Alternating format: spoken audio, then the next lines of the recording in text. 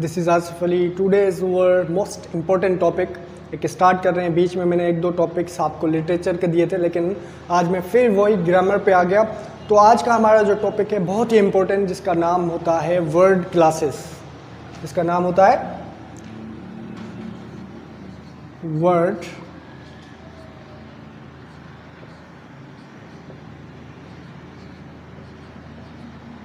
Classes. Word classes आप नया word सुन रहे होंगे मेरे ख्याल में। इसका दूसरा जो नाम है जो आपको पता होगा वो है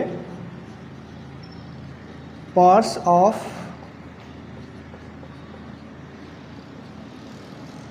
ऑफ स्पीच। ये आपने सुना होगा।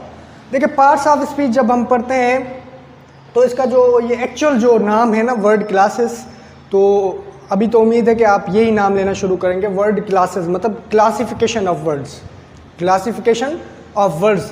अब देखें इसमें कितने वर्ड्स आते हैं। लाइक आपको पता होगा कि 8 इसमें जो है ना एक वर्ड्स हैं, like, noun, pronoun, adjective, like this. तो एक और मैं न्यू सीक्वेंस के साथ आपको बताऊंगा, उम्मीद है वो भी आप फॉलो करेंगे। पहले देखें, मैं लिख रहा हूं कि नाउन, ठीक। उसके बाद मैंने लिखा प्रोनाउन, साथ में मैंने लिखा एडजेक्टिव। अब देखें ये मैं क्यों लिख रहा हूँ, ये सीक्वेंस क्यों लिख रहा हूँ वो भी आपको मैं बताता हूँ। ये जो कहलाता है ना, ये कहलाता है नाउन ग्रुप। इसे आप नाउन ग्रुप भी कह सकते हैं, नाउन फैमिली भी कह सकते हैं। देन अदर वन वर्ब,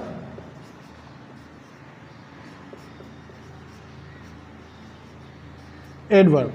अच्छा, इन दोनों को हम क्या कहते हैं, वर्ब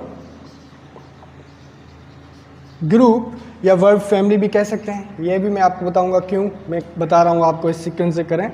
फिर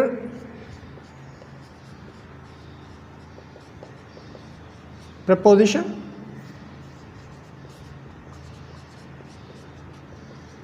कंजक्शन,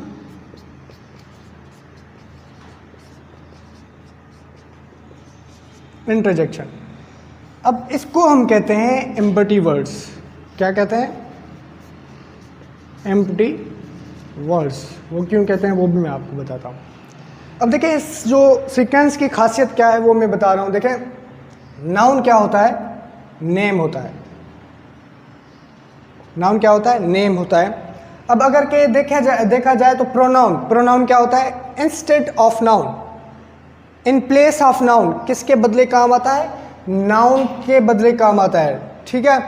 देन अगर के एडजेक्टिव की बात की जाए तो ये क्या करता है? It defines that noun, it defines that noun. तो ये सीक्वेंस इस वजह से। देन वर्ब क्या होता है? एक स्टेट होती है, आप कह सकते हैं action, in simple an action. अब एन एक्शन, अच्छा, एडवर्ब क्या करता है? इसको डिस्क्राइब करता है। Adverb describe the verb. Adverb क्या करता है? वर्ब को डिस्क्राइब करता है। देन जो ये हमारे 3 है ना, ये इम्परेटिव वर्ड्स हैं। क्यों? खाली क्यों? ये जो अकेले होते हैं ना, तो ये अपनी मीनिंग नहीं निकालते। जब ये किसी जुमले में होते हैं तब ये अपनी मीनिंग निकालते हैं। कैसे? फॉर एग्जाम्पल मैंने कहा कि ऑन। अच्छा, ऑन हम किसके लिए यूज़ करते हैं? कि कोई चीज़ किसी मतलब के किसी सब्सटेंस के ऊपर हो, किसी मादे के ऊपर हो। लाइक मैंने पेन रखा है हाथ के ऊपर, तो ये मतलब किसी चीज़ ऊपर की रखे हुई चीज़ के लिए इस्तेमाल होता है। अगर के इसे जुमले में यूज़ करूँ, मैंने कहा कम ऑन। अब इसका क्या मतलब होगा कि मैं क्या कह रहा हूँ कि ऊपर आओ।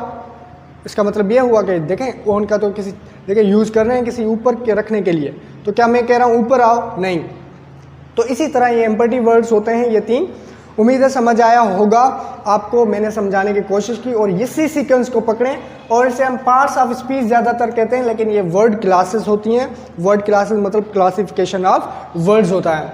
देन हमारे पास 2 वर्ड्स होते हैं डेली की तरह। इसके बाद हम जो है सीक्वेंस में चलेंगे, नाउन, प्रोनाउन, वर्ब, एडवर्ब, जो भी मतलब होता है एक हमारी जो सीक्वेंस है, इसी हिसाब से चलेंगे।